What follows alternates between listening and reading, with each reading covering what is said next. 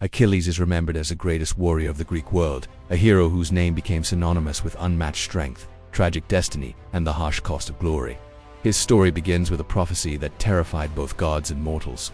A prophecy that foretold that Achilles would be the most powerful warrior alive, but would also live a short and magnificent life. His mother Thetis, a sea nymph who loved him fiercely, tried desperately to protect him, dipping him into the river Styx to make his body invulnerable while unknowingly leaving his heel untouched.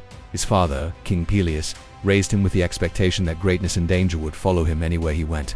As a child, Achilles was sent to be trained by the wise centaur Chiron, who taught him medicine, hunting, combat, music, and the discipline required of a warrior who would shape the fate of nations. Achilles' strength grew rapidly, and so did his reputation, but so did the looming shadow of his destiny. When the Trojan War broke out, his mother tried to hide him by disguising him as a girl among the daughters of King Lycomedes, hoping fate might overlook him. Yet fate, relentless and unchanging, drew him back into the world of war when Odysseus cleverly revealed Achilles' true identity by offering him weapons among gifts meant for maidens. Achilles joined the Greek army knowing the cost of his decision, for his mother had told him he could choose a short life filled with eternal glory or a long life of obscurity. Driven by the hunger for honor, Achilles selected glory, and that choice would define him forever. When the Greeks arrived at Troy, Achilles quickly proved himself the mightiest warrior among them, striking down enemy champions and inspiring fear among Trojan soldiers. His armor flashed like fire on the battlefield, and his presence alone changed the momentum of battles. Yet Achilles was not simply a machine of war.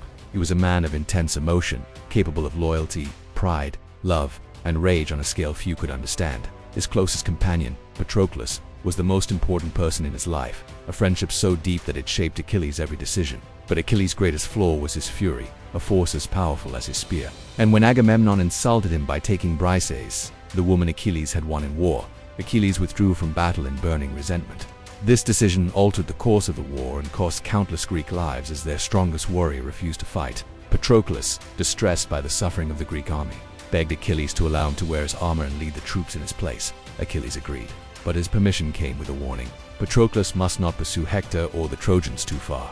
Patroclus, noble and courageous, disobeyed in the heat of battle and was struck down by Hector, the greatest warrior of Troy.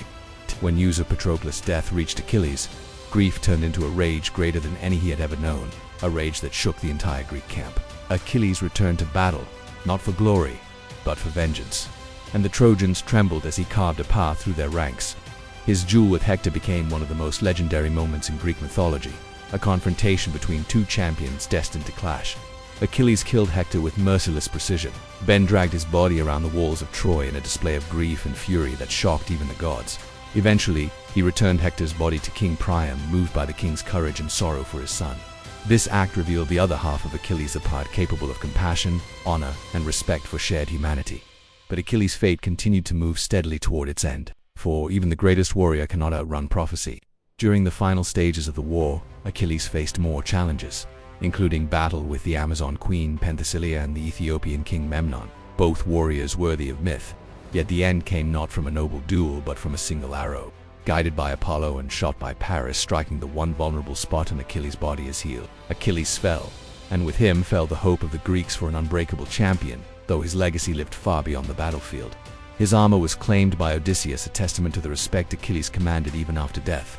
His son Neoptolemus entered the war and embodied the fierceness of his father, though without his depth of emotion. Achilles' story became the foundation of countless poems, plays, and epics, most famously the Iliad, which captured his rage, his grief, and his complexity as both a hero and a flawed human being. In ancient Greece, children grew up hearing his name, warriors prayed to him for courage, and poets honored him as the ideal of heroic excellence. Today, the phrase Achilles' heel serves as a reminder that even the strongest among us carry a weakness. Achilles remains one of mythology's greatest figures because he represents the full spectrum of human experience, strengths and vulnerability, love and fury, destiny and choice. His life became a testament to the ancient Greek idea that glory and tragedy are often inseparable, and as long as stories of heroes are told, Achilles will forever stand at the center of the battlefield, shining with unmatched brilliance. Thank you for watching this exploration of Achilles, the greatest warrior of Greek mythology. Don't forget to like, subscribe, and comment which mythological figure or legend you'd like us to cover next, because your suggestions help shape the stories we bring to life.